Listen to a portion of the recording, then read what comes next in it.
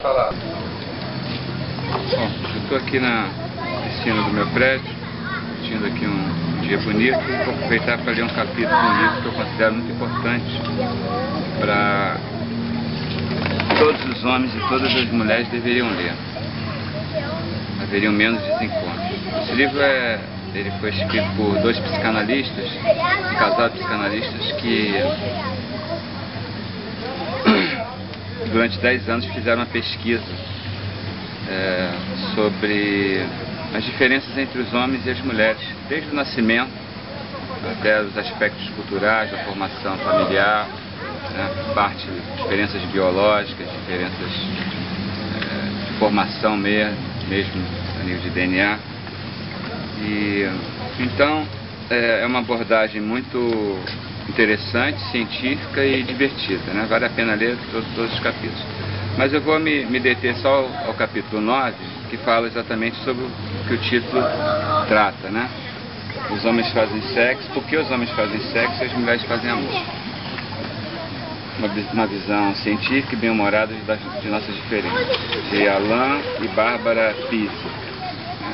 Casal de psicanalistas americanos. Vamos lá, vamos ao capítulo 9.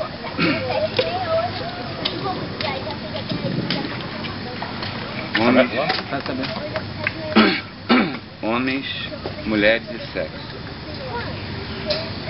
Stella e Norma se conheceram em uma festa na casa de um amigo comum.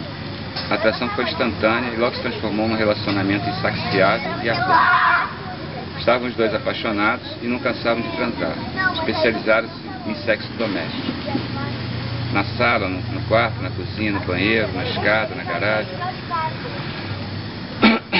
Para Norma, era tão bom que ele teve a certeza que Stella era a única. E para ela, também era bom. E Stella se convenceu de que aquilo era amor. Iam viver juntos para sempre. 2 anos depois, a vida sexual deles ainda era insaciável e ardente. Ele era insaciável e ela ficava ardendo de raiva. Para Stella, 2 vezes por semana estava bom. Mas Norman queria todo dia. Afinal, ele tinha deixado a vida de solteiro divertida por um relacionamento. Era uma troca justa. Quanto mais ele insistia, menos ela queria. Logo, estavam fazendo sexo no quarto. Começaram a discutir por bobagens.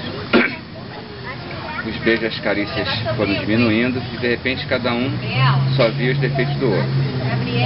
Passaram até a ir deitar em horários diferentes. Até que uma noite um deles foi sozinho a uma festa na casa de um amigo comum e conheceu alguém. A atração foi imediata e daí para um relacionamento ardente e insaciável foi um pulo. Estavam apaixonados e não conseguiam ficar longe um do outro.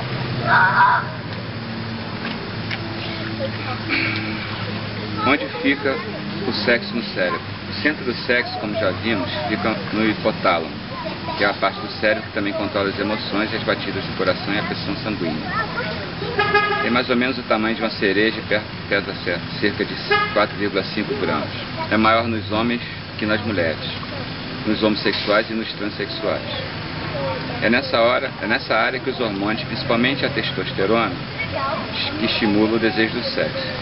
Se levarmos em conta que o homem tem 10 a 20 vezes mais testosterona que a mulher e um hipotálamo maior, vamos entender o que é capaz de fazer sexo praticamente a qualquer hora e em qualquer lugar. Acrescente-se a isso o tradicional incentivo para que aproveite a vida e a desaprovação da sociedade às mulheres ditas promíscuas, e vai ficar claro porque o sexo tem sido ponto de atrito entre homem e mulher. Porque os homens não conseguem resistir. É importante repetir mais uma vez que estamos sempre falando do que ocorre com a maioria sem desconhecer as exceções, que são um número variável.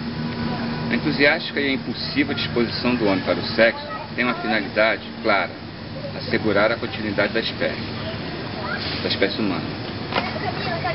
Para isso, com a maioria dos mamíferos, ele teve que evoluir com certas características. Primeiro, o impulso sexual bem direcionado e concentrado. Assim poderia fazer sexo praticamente em qualquer situação, mesmo sob a ameaça de possíveis inimigos. E sempre que houvesse oportunidade, como era no tempo das cavernas, né? O cara morria, até explica isso aqui. homem precisava ser capaz de ter o máximo possível de orgasmo no mais curto espaço de tempo antes que fosse atacado por predadores ou inimigos, dentro das cavernas, né? Precisava também espalhar ao máximo seu sêmen.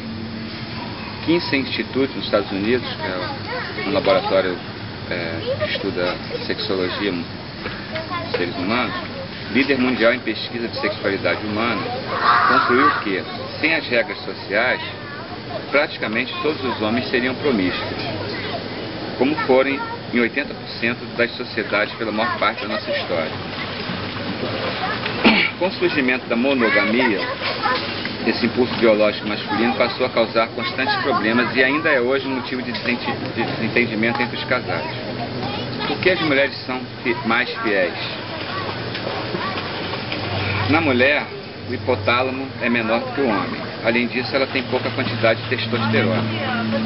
É por isso que as mulheres, em geral, têm menos impulso sexual e são menos agressivas. É porque a natureza não fez da mulher uma ninfomaníaca insaciável para garantir a continuação da espécie, por causa do longo período necessário para conceber e criar um filho até que ele fique autossuficiente. Quer dizer, nesse período a mulher, teoricamente, não poderia transar, né? Está mais preocupada em fazer o filho ficar autossuficiente. Por uma boa parte de 9 meses de gravidez, a mulher restringe suas atividades físicas e uma criança leva pelo menos 5 anos para se alimentar e se defender sozinha. Por essa razão, antes de ter um filho com um homem, a mulher analisa cuidadosamente sua capacidade de providenciar comida, abrigo e se afastar dos inimigos. Alguns homens pensam que ser pai é só fazer filhos. O cérebro feminino é programado para encontrar um homem que se comprometa a dar assistência até que os filhos estejam criados. Isso se reflete nas qualidades que a mulher busca em um companheiro para um relacionamento estável. O homem é um fogão a gás, a mulher é um forno elétrico. O impulso sexual masculino é como um fogão a gás. Liga instantaneamente, chega ao máximo da capacidade em segundos e pode ser desligado assim que a comida ficar pronta. O impulso sexual feminino é como um forno elétrico, vai aquecendo devagar até chegar à temperatura máxima e demora para esfriar. É bem assim mesmo que a mulher necessita e demora para ficar fria. A seguir na tabela mostra como o impulso sexual das mulheres, sexual dos homens e das mulheres durante a vida não reflete as variações causadas por fatores externos como nascimento, morte, namoro, aposentadorias e outros. Um gráfico simplificado apenas para mostrar as diferenças. Não vou entrar em detalhes aqui, mas o gráfico